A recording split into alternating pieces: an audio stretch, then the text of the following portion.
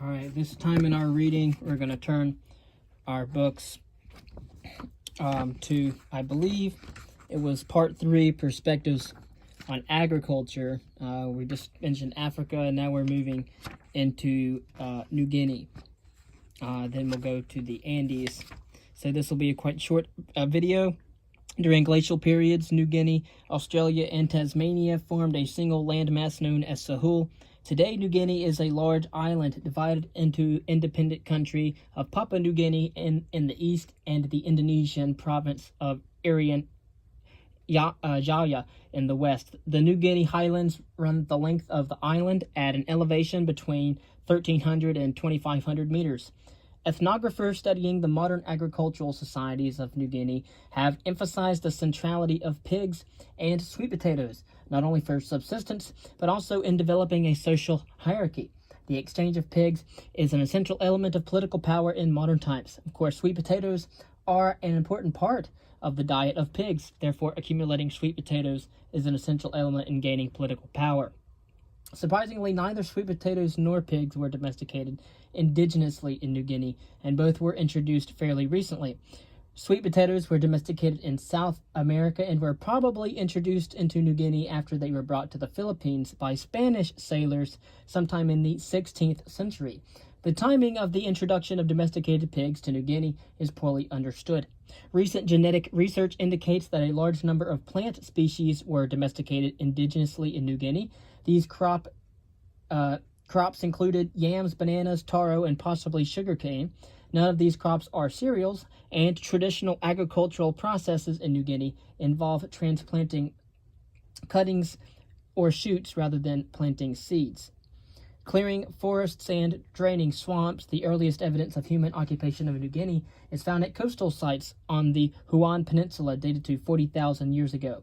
The earliest occupation of the highlands is found at the sites of Kosipi and Yuku, which are dated to approximately 30,000 years ago.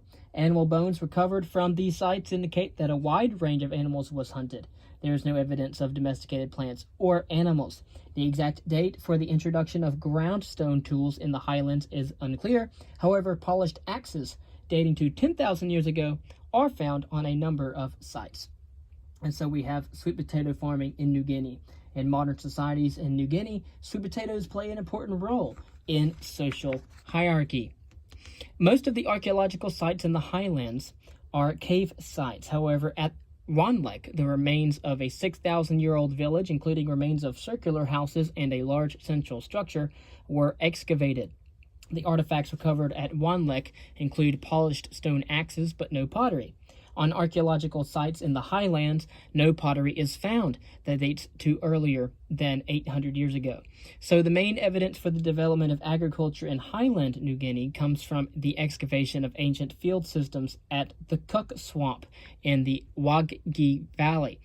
The major features found at Cook Swamp are drainage canals, pits, and earth mounds. These features are the result of efforts to drain the swamp and create beds for planting crops. The age of the features at Cook Swamp is based on radiocarbon dating of wood charcoal found in the fills of channels. Channels from the earliest phase at Cook Swamp, radiocarbon dated to approximately 10,000 years ago, are limited in size and extent.